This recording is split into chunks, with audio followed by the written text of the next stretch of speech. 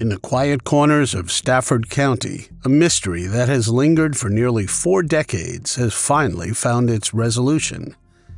On a cold November night in 1986, the life of 32-year-old Jacqueline Lard was brutally cut short. As the years stretched on, the trail grew cold, but the pursuit of truth and justice never wavered. Decades later, the breakthrough that would provide answers to Jacqueline's tragic demise would also uncover a surprising link to another unsolved case. Jacqueline was a 32-year-old real estate agent. She lived and worked in Stafford County, Virginia. Known for her vivacity and dedication, she was a mother raising 2 children, a 13-year-old daughter and a 7-year-old son.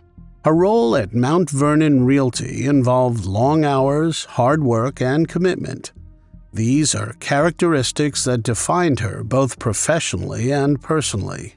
On the surface, her life in November 1986 was that of a busy professional. She balanced the demanding roles of a career and family, but her routine life would soon be disrupted by a tragic event. On the morning of November 14, 1986, Jacqueline Lard carried out her usual routine. She prepared for another day at Mount Vernon Realty on Garrisonville Road. That day, like many others, Jacqueline's job had her working late into the evening. This was not unusual, and Jacqueline met her commitment diligently, unaware of the grim fate that awaited her. At home, her children were accustomed to the routine. They knew that their mother often worked late and trusted that she would return, as she always did.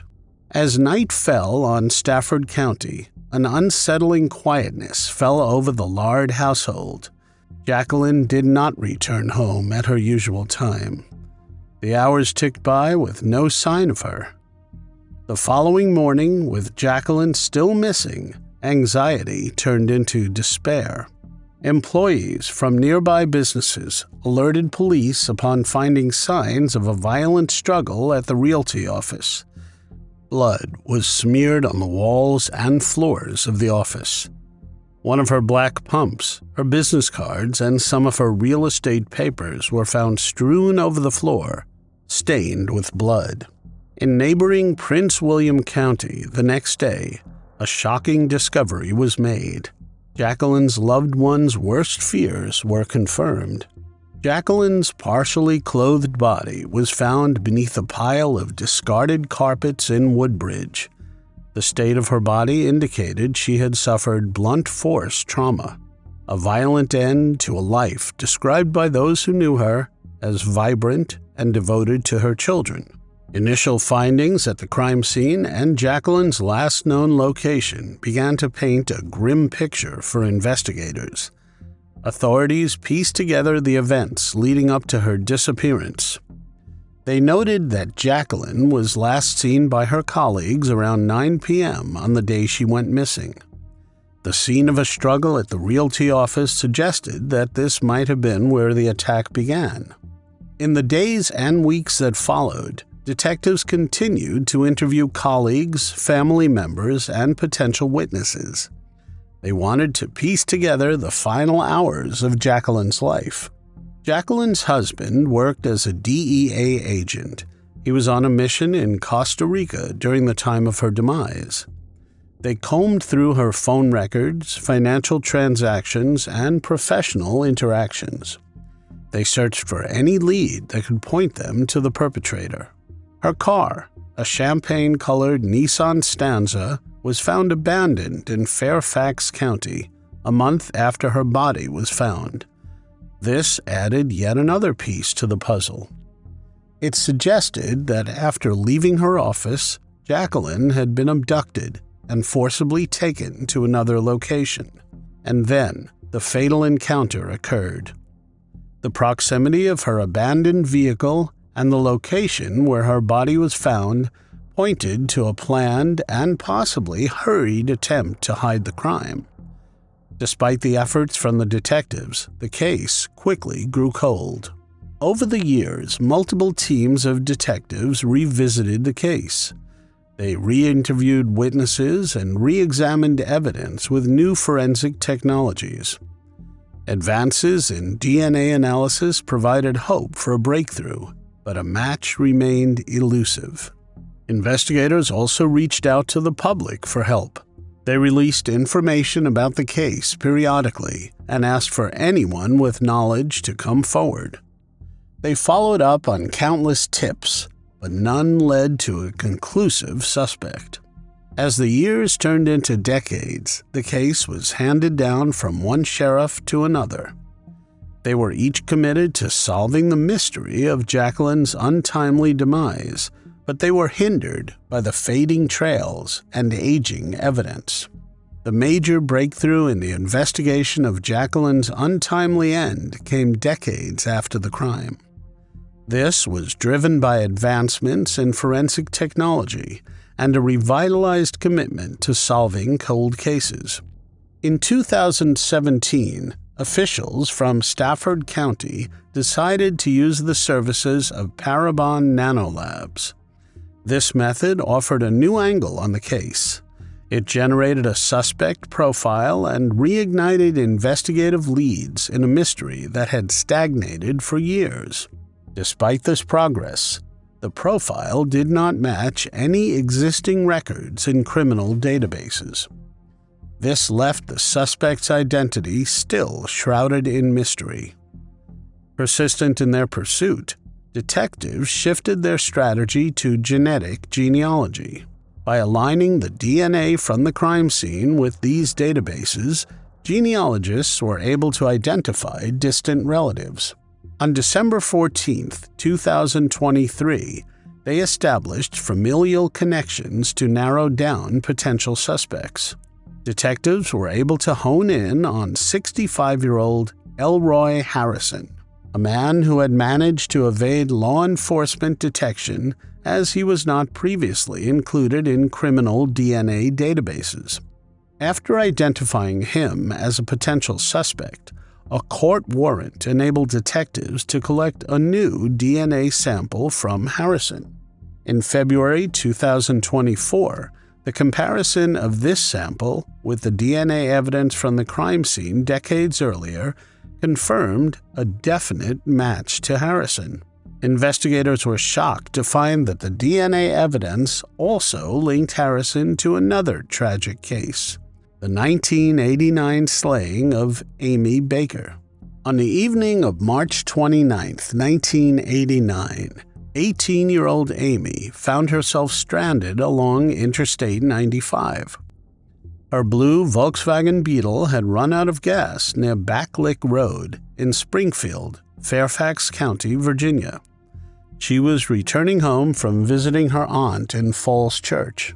Amy switched on her hazard lights and set out on foot towards a nearby Exxon station for help. Tragically, during her walk, she was confronted by a violent assailant. Amy was assaulted, and her life was brutally cut short by strangulation. Her body was discarded in the nearby woods. Her vehicle would be found by the roadside and towed the next morning. Her family, who had reported her missing, learned that the car had been towed and went back to the scene where it had broken down.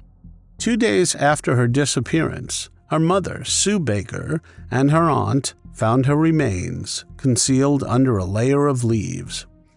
It was near the location where her vehicle had been left. Similar to Jacqueline's case, forensic evidence collected from Amy's scene initially led to an end. Her case also grew cold. In 2020, detectives from the Fairfax County Police Department's cold case team collaborated with DNA Labs International to submit evidence from Amy's case for analysis. The connection made through the genetic genealogy unified the two separate tragic events under a single suspect. It provided crucial evidence that had eluded detectives for decades. On March 4, 2024, after decades of relentless investigative work and groundbreaking advances in forensic technology, Harrison was indicted by a Stafford County jury. Multiple charges were made against him. It included a first-degree charge, abduction with the intent to defile, and aggravated malicious wounding of Jacqueline Lard. Also breaking and entering with the intent to commit a felony. He was apprehended at his home in Stafford County on March 5th. He was subsequently detained at the Rappahannock Regional Jail without bond. The Cold Case Unit of Fairfax County is collaborating with the Fairfax County Office of the Commonwealth Attorney. They want to prepare additional charges related to the demise of Amy Baker. Sue Baker, Amy's mother, said, "Fairfax is taking care of this, and they will.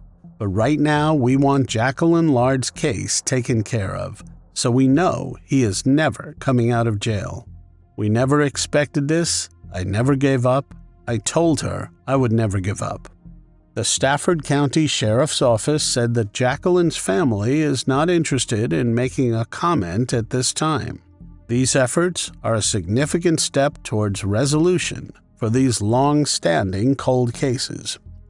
It will bring some solace to the families involved. In March 1980, Carol Barrett, an 18-year-old from Zanesville, Ohio, traveled with friends to Daytona Beach, Florida. This was supposed to be an idyllic spring break. The trip would take a tragic turn when Carol was abducted from her motel room by an armed man. Despite immediate efforts by her friends to save her and extensive police searches, Carol's body would be found days later near Jacksonville, Florida, far from where she was last seen. For 4 decades, the horrific slaying remained unsolved. It haunted her family and the Daytona community until a breakthrough in forensic technology brought new hope to this cold case. Carol Ann Barrett was born and raised in the small town of Zanesville, Ohio. Zanesville is a community known for its close-knit nature and strong family values. As one of 6 children, Carol grew up in a bustling household. Love and support were abundant. Her parents, Wayne and Patricia Barrett, were deeply involved in their children's lives. They provided a stable and nurturing environment. From a young age, Carol demonstrated qualities of resilience and independence. She was described by those who knew her as level-headed and practical. These were traits that endeared her not only to her family but also to her wide circle of friends. Carol had a calm demeanor and ability to handle stressful situations with grace. These were characteristics that her family believed would serve her well in adulthood. By the age of 18, Carol had developed a rich array of interests and a clear commitment to her future aspirations. A dedicated member of her high school band, she relished the opportunities it provided to travel and perform. One particularly memorable band trip to Colorado ignited in her a passion for exploring new destinations. This subsequently fueled her desire to plan a spring break trip to Daytona Beach, Florida. Carol's father, Wayne Barrett, had reservations about the trip, but relented. He knew how much it meant to his daughter. Carol had worked part-time at a Wendy's restaurant to save up for the trip for nearly a year. As spring break approached, the excitement was palpable. On March 20th, 1980, Carol and several of her friends drove through the night to Florida. Upon arrival, they checked into the Treasure Island Inn, a popular oceanfront destination in Daytona Beach shores. The group wasted no time hitting the beach. This kick-started what promised to be a week of relaxation and fun under the Florida sun. The vacation would take a horrifying turn in the early hours of March 23rd. After a night of socializing in the girls' oceanfront room on the 6th floor, Carol and a friend, 18-year-old Scott Grubb, left to visit a nearby store. This was around 2 a.m. As Carol and Scott made their way towards the elevator, they were suddenly confronted by a man waving a gun. The assailant aggressively forced them back towards their motel room. He demanded that they re-enter. Concerned about the intruder's intentions, their other friend Steve claimed they could not access the room as they lacked a key. But the gunman was relentless and pushed Steve toward the door. Terrified, Steve and Carol pounded on the door until one of their friends opened it from inside. Once inside, the gunman appeared briefly surprised by the number of people in the room. He then ordered everyone to strip out of their clothes, eventually collecting around $200 in cash from the group. Then, stating his need for a hostage to facilitate his escape, he initially chose 17-year-old Pam Queen. But when Pam reacted with immediate hysteria, he reconsidered. He muttered that she would be too problematic. Instead, Carol volunteered to go in her place. She opted to keep calm under pressure. The gunman instructed Carol to dress while he corralled the others, still undressed, onto the balcony. He assured them that Carol would be released within an hour. He then locked the sliding glass door behind them as he escorted Carol out of the room. Carol's friends shouted for help, but when no one responded, they knew they had to take action. One of the boys daringly crossed to an adjacent balcony. He carefully avoided a dangerous 70-foot drop. Once there, he alerted the surprised residents. They then immediately called the police. The police response was quick, but the kidnapper and Carol had a 20-minute head start. The initial search was hampered by the lack of witnesses or any clue of the vehicle used. Carol's friends provided a detailed description of the man to the police. Described as a man in his early 20s, around 5 feet 10 inches tall, with reddish-brown hair. He had a beard, mustache, and a distinctive mole on his left cheek. He was last seen wearing a brown suede jacket, tan pants, and gold aviator-style glasses. Despite this detailed description, the leads were slim. The hopes that Carol would be released within an hour faded as sunrise came and went. As the hours passed with no sign of Carol, the reality of the situation began to sink in. Pam, taking on the painful duty of informing Carol's parents, relayed the devastating news. Carol's father, Wayne, who had been initially reluctant about the trip, was overwhelmed with worry. He tried his best to hold on to hope due to Carol's known resilience and level-headedness. As dawn broke with no word from or about Carol, her parents, alongside her friends, clung to the hope instilled by the abductor's words. They prayed for her safe return. The FBI joined the investigation. They assisted local authorities by interviewing other guests and staff at the Treasure Island Inn.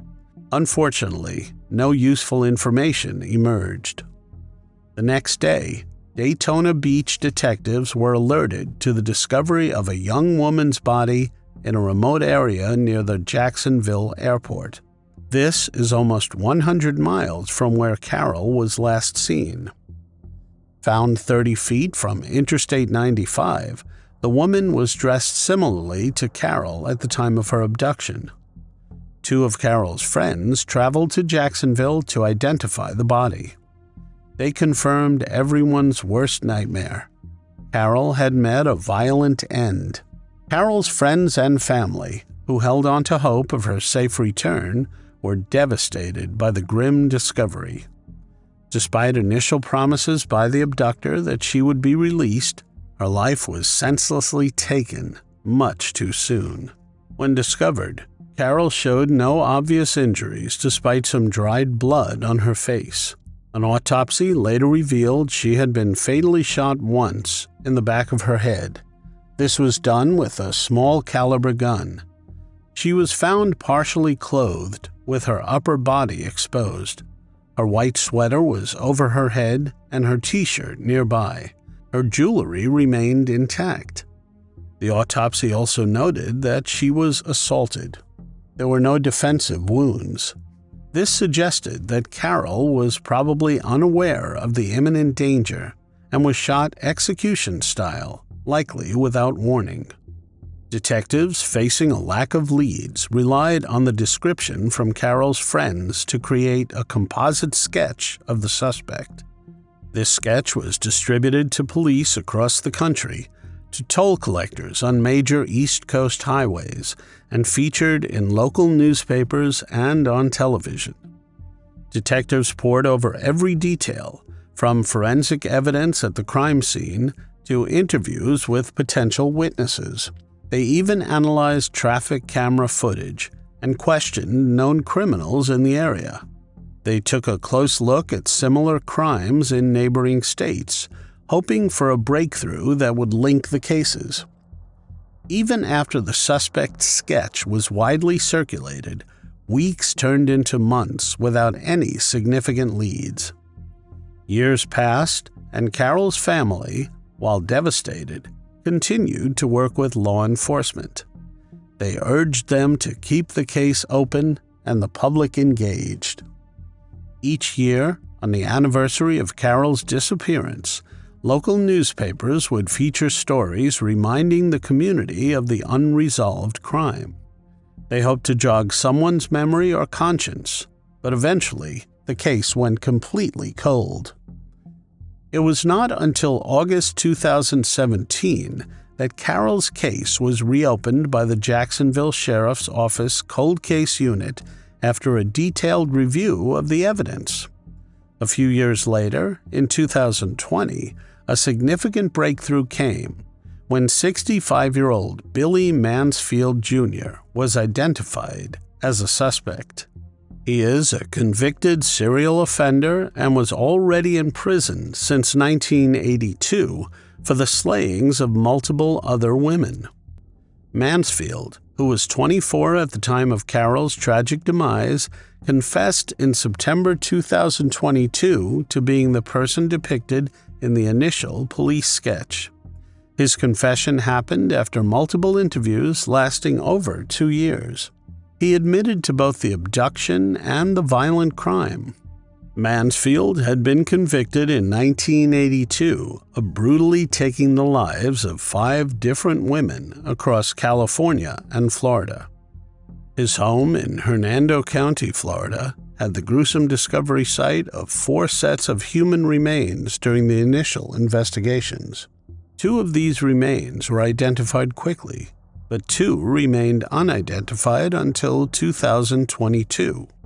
Deputies did not say how the search was narrowed to Mansfield, but Dan Jansen, Jacksonville's Sheriff's Office cold case supervisor, said that the Sheriff's Office had a partial palm print from the suspect to accompany the police sketch. Although he confessed to the Carol Barrett case in 2024, authorities chose not to pursue further prosecution. Mansfield is already serving a life sentence in California and 4 concurrent life sentences in Florida for his previous convictions. After almost 44 years, this breakthrough provided some closure to Carol's family. This confirmed the identity of the perpetrator after years of agonizing uncertainty. Claire Gilligan, Carol's niece, said she was 3 years old when her aunt's life was taken, but does remember her. She wants others to remember her as well. Claire had no memory of the day she nearly drowned as a small child, but she does know she is here today because of her Aunt Carol. She jumped in and pulled me out and gave me CPR until the ambulance came. She was a hero multiple times over. Even though Carol was young herself, Claire said she was like a second mom to me. I can remember her giving me baths, and do you remember those little oil bath beads? She would always use those. I can remember her making me corn with mozzarella cheese in it. No-bake cookies were her absolute favorite cookie, and they are mine. Claire also said the following about Carol: a loving daughter, sister, friend, anyone that you think about, someone that you could trust and go to and feel comfortable. That was Carol. The resolution is bittersweet, because of the decision not to prosecute Mansfield due to his existing life sentences. Her family will never see him specifically held accountable for her tragic end. Founder of Project Cold Case, Ryan Bachman, said, "For some families, it is just enough to know who it was, and they are not out there harming other people." In March 1990, the quiet life of Norman Lawrence Rich was brutally cut short in his Washington, D.C. home. It left a community in shock and a family grappling with an unspeakable loss.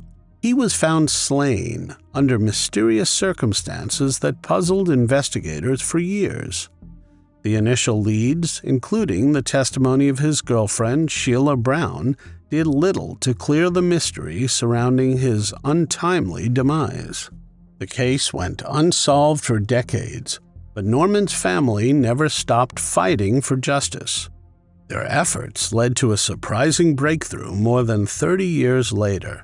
It uncovered that the perpetrator was closer to home than anyone expected. Born and raised in Washington, D.C., Norman, affectionately known as Simo, was the eldest of 8 siblings. They were nurtured by a single mother in a community tightly knit, but burdened by the socio-economic challenges of the era. The 1980s and 1990s in Washington, D.C.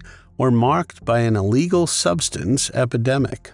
This heightened the crime rate, including a peak in violent crimes. Even with these obstacles, 34-year-old Norman was a beacon of resilience and support for his family. Described by his sister, Sakitha Tyler, as someone who worked hard to provide, Norman eventually took on the role of a stay-at-home father. He dedicated his life to his 3 children and girlfriend, Sheila Brown. On the morning of March 28, 1990, what started as an ordinary day quickly spiraled into a tragic event that would forever alter the lives of the Rich family. Sheila would later provide a critical account of that day's events. According to Sheila, the morning began with an unexpected visitor. Around 8 a.m., there was a knock at the door. When she answered, she found 2 men standing outside. She recognized one of the men as someone known as Ducky, but the other man was a stranger to her. He carried what appeared to be a brown paper bag under his arm. After letting Norman know about the visitors, Sheila left the house to run errands and to get her hair done. Hours later, at approximately 1 p.m., Sheila returned home to discover a horrifying scene. Norman had been fatally shot multiple times in their bedroom. The initial investigation into the Norman Rich case was met with challenges. Sheila Brown provided details and helped produce composite sketches of the 2 male visitors on the day of the crime. But these leads never solidified into tangible evidence. Investigators interviewed many people and considered several suspects amid challenging community dynamics. The challenges were only worsened by distrust in law enforcement during the illegal substance epidemic and high crime rates at the time. Despite offering a significant cash reward of $25,000, the case struggled without clear leads and very few cooperative witnesses. Over time, several detectives handled the case. They each faced the same obstacles without making significant progress. Norman's sister became a relentless advocate for her brother. She amassed extensive notes and journals concerning the investigation. She kept pressure on the authorities to solve the case. A new detective took charge in January 2021. A renewed focus was placed on reevaluating old evidence and re-engaging with the community and Norman's family. This renewed effort looked closely at his relationships and revisited previous leads. Advances in forensic technology and a fresh review of witness statements ultimately led to a significant and shocking breakthrough 31 years after the tragedy. The reanalysis of existing evidence led to suspicions that pointed back to Norman's girlfriend, Sheila. It contradicted her initial account of the events. In March 2024, after extensive investigation, 66-year-old Sheila Brown was arrested. She was charged with second-degree fatality and obstruction of justice. She pleaded not guilty in D.C. Superior Court. Judge Robert Oken, citing Brown's minimal criminal history, released her from custody. This will allow her to return home to await further proceedings in the case. She was ordered to stay in touch regularly by phone with the court's pretrial services office. Detectives said their investigation found the alleged slaying was domestic in nature, but did not offer further details on Brown's arrest. This not only reopened old wounds for the Rich family, but also ignited both relief and sorrow. They were now confronted with the fact that Norman's perpetrator had been close to them all along. The arrest of Brown, who lives in Annapolis, Maryland, marks the end of a case that spanned over 3 decades.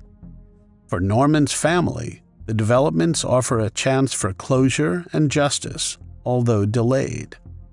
It is a case that serves as a critical example of the challenges faced by families of victims and the impact of crime on communities. As the legal proceedings against Brown unfold, they hold the promise of finally providing answers to the painful end of Norman Rich's life. This emphasizes the importance of perseverance and hope in the quest for truth and justice in cold cases. A hearing is scheduled for June 28, 2024.